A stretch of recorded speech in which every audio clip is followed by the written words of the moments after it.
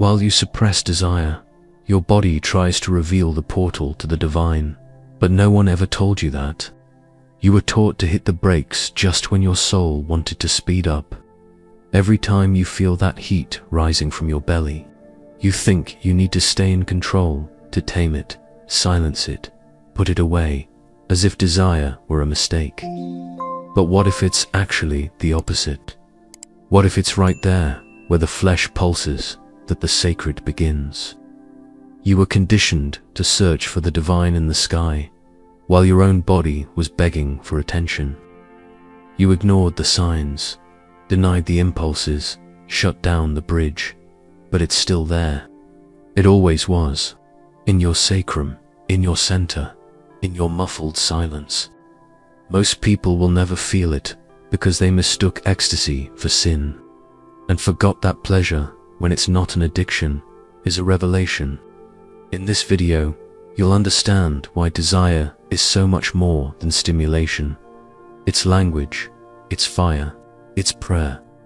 Not a spoken prayer, but one that vibrates, that pulses, and that awakens, a prayer without words.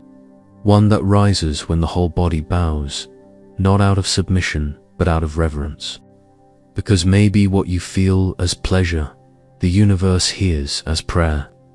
And it all begins when you stop repressing and finally listen to what your body has been trying to say your whole life. There is a place within you where desire is not just an impulse. It's a code, not a genetic code, not a moral one, but a vibrational code. A hidden map buried in bones, fluids, and silence. It begins in the sacrum, that triangular bone resting at the base of your spine like a key carved into your body. A key to what? To the only door that connects pleasure and spirit without needing one to be sacrificed for the other. And this key is not symbolic. It's physical. It's energetic. It exists. It vibrates. It waits. But most people live locked away from themselves because they were taught to fear desire, to believe that being spiritual means being dry. But the oldest traditions knew the truth. Thoth called it internal transmutation. Hermes left clues. What vibrates below reflects what vibrates above. Tantra mapped the path. Taoism drew the flow. And you carry it now, without ever fully accessing it. What you feel as arousal is actually the awakening of Shakti, the creative energy that lies at your center. Coiled like a sleeping serpent, not to be expelled, not to be wasted, but to be elevated. This video is a map back to the temple, and the promise is clear by learning how to refine your sexual energy. You don't just connect with a deeper spirituality, you shift your frequency, unlock your magnetism, and turn pleasure into living light that flows through every cell in your body. It's the same body, but now tuned to the divine. Before words, there was vibration, and before explanation, there was experience. The earliest civilizations didn't separate body and soul. They danced like they were praying, touched like they were opening portals, breathed like they were calling the cosmos. Spirituality was felt through the skin, in the belly, in the sacrum. Thoth, symbol of timeless wisdom, said that true power does not lie in accumulated knowledge, but in what is silently embodied, in what pulses between one breath and the next. Hermes, his philosophical mirror, would describe this as alchemy, the art of elevating the dense to the subtle. And desire was the most powerful raw material for that transmutation. In the secret circles of Kaula Tantra, pleasure was not pursued as an end. It was nurtured as sacred fire, a fire that rises without consuming, that vibrates without fading. It was what they called the extension of ecstasy, a state of vibrational continuity where orgasm becomes silence. In Taoism, the Jing, the sexual essence stored in the sacrum, was cultivated with discipline and devotion, moved up along the spine and transmuted into Shen, or enlightened consciousness, not through denial, but through direction. These people knew something that has long been forgotten, that the body is not a beast to be tamed, nor a machine to be used. It is a vibrational field that, when aligned, reveals the presence of the divine. And that refined pleasure does more than heal. It initiates. The body whispers truths that science is just beginning to interpret. Not through manuals, but through brain activity maps, electromagnetic fields, and measurable vibrations. Recent studies in functional neuroimaging show that deep, breath-focused practices, like those used in Tantra and Taoism, not only activate brain regions linked to pleasure, they also expand the connectivity between emotional centers and areas of introspection. The result, pleasure becomes prolonged awareness. There is no explosive euphoria, but continuous presence. No addiction, but coherence. Research on neurobiological flow shows that states of pleasurable and contemplative immersion simultaneously generate theta waves in the brain. The same waves associated with deep meditation, creativity, and transcendent experiences. In other words, what you feel as desire can, when refined, become a direct channel to more subtle realities. Physiology confirms it during conscious energy retention practices like Mula Bandha. There is an increase in the release of oxytocin, dopamine, and serotonin, but without the crash that follows scattered pleasure. It's a more stable chemistry, a well-being that takes root in the body, like someone anchoring into the soul. This is not about believing. It's about perceiving with your entire body that science is slowly arriving where ancient wisdom has always been. In the silent vibration that rises when pleasure becomes prayer. Nothing changes from the outside in. What truly transforms is born within. And that's why the first step is not a technique. It's a rupture. A rupture from the idea that pleasure must be controlled or wasted. A rupture from the addiction to quick release. A rupture from the belief that spirituality requires abstinence. What needs to happen here is more subtle. Not to repress the impulse, but also not to follow it like a slave.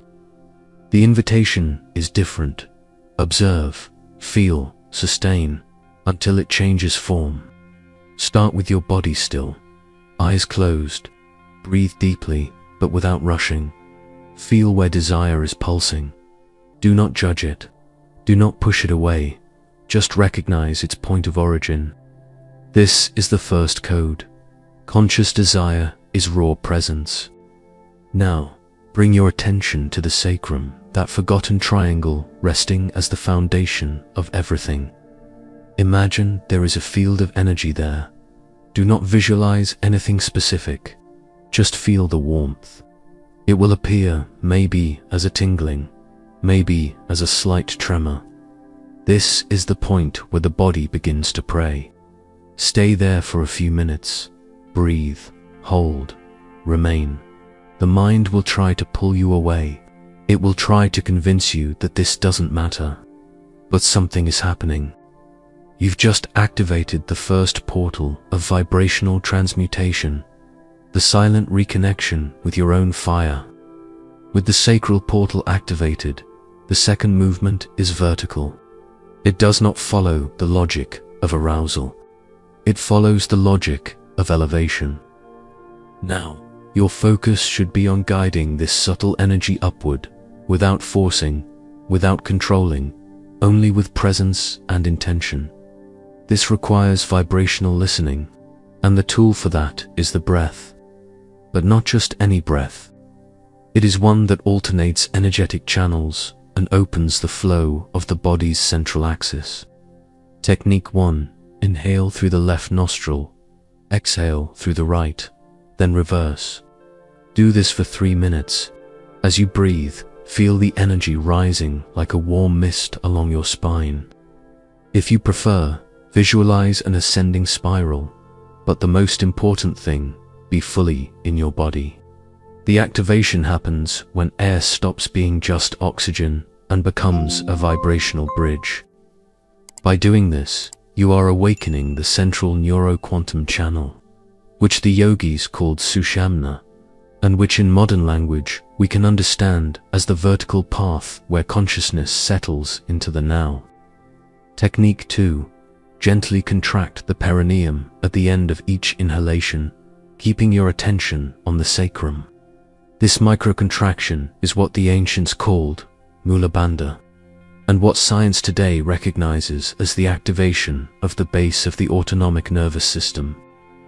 You are merging instinct with awareness. This stage is not about feeling sensations, it is about holding vibration, because this is where the second code is born. Pleasure that does not explode, expands. If you've made it this far, something is already shifting.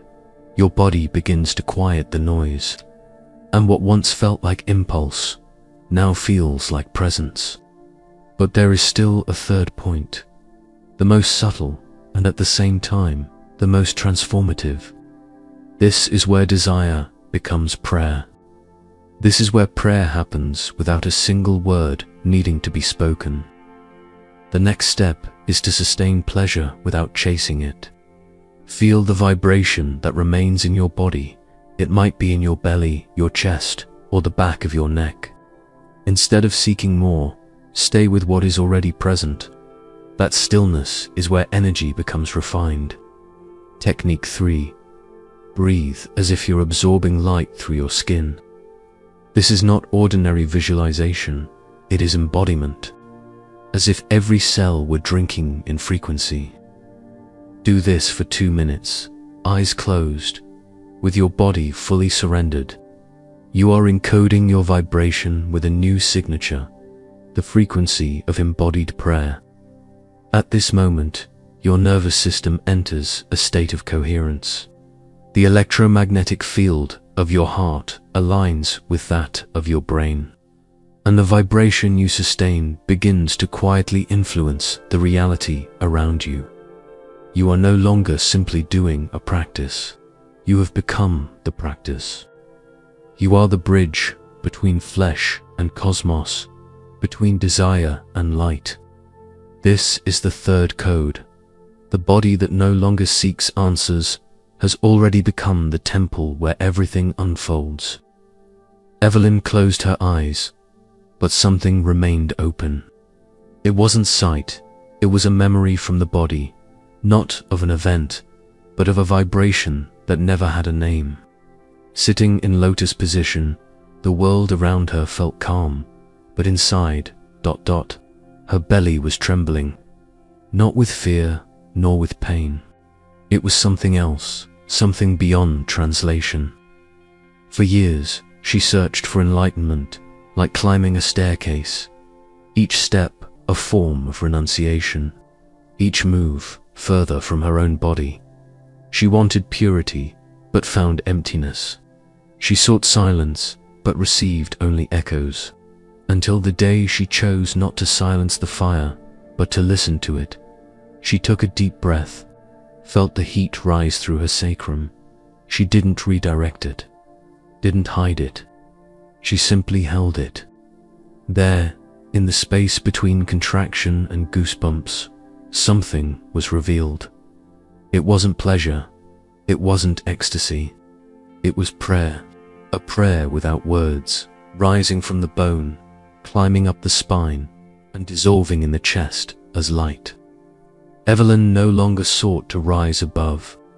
She was no longer escaping her body because she understood the divine is not above. It is within, but only reveals itself when desire is welcomed, refined, and transmuted. That night, there was no mantra, no master, only the body. And the body knew exactly what to do. The greatest obstacle is not technique, it's not time, it's not the environment, it's guilt. The guilt that hides when the body begins to vibrate. That inner voice that says, this is wrong. Even when no one is watching, even when everything inside you says otherwise. That guilt was not born with you. It was implanted, reinforced, encoded by generations that linked pleasure to downfall and desire to the loss of the sacred. It acts like a veil.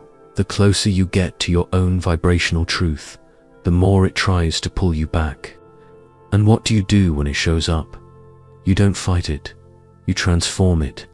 Transmutation begins with recognition. I was programmed to repress what is, in truth, my portal. Say that out loud if you can. Then return to the body. Feel, breathe, contract, release. Bring awareness back to your center. Guilt cannot survive in the presence, because presence does not judge, it only reveals. And when you hold your vibration with reverence, even guilt will bow. You don't need to fight it.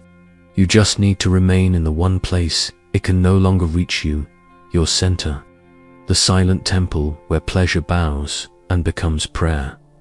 There is a moment in the middle of the practice when everything disappears. The mind no longer interferes. Time loses shape, and the body finally stops being matter and becomes language. Not spoken language, but vibrated language. A frequency that asks nothing from the universe. It simply reveals that it already is. This is what happens when you stop running from pleasure and begin listening to it, not as addiction, but as a code, not as an end, but as a portal. With each sustained breath cycle, with every inch of presence cultivated between desire and silence, something within you aligns with the architecture of the unseen. You are no longer praying with words, you are praying with your vibration, and that changes everything. Because it's not just about spiritualizing the body, it's about embodying the spirit.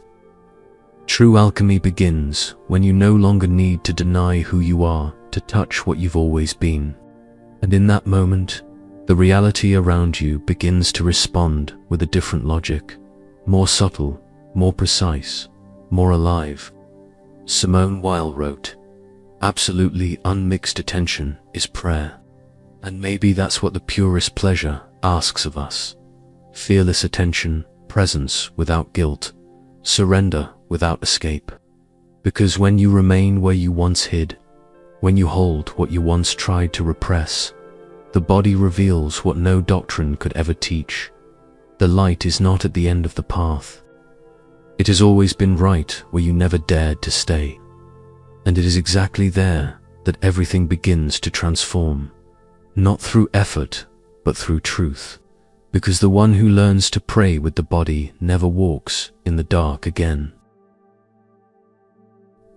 If this video touched something deep within you, leave a like, subscribe to the channel, and turn on notifications. That way, more minds can access this frequency. Write in the comments, "I consecrate my pleasure as silent prayer."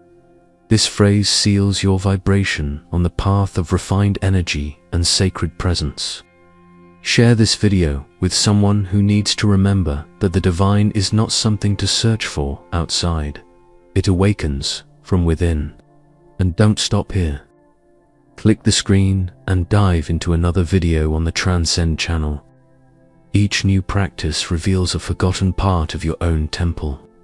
Because when pleasure meets presence, the invisible finally responds.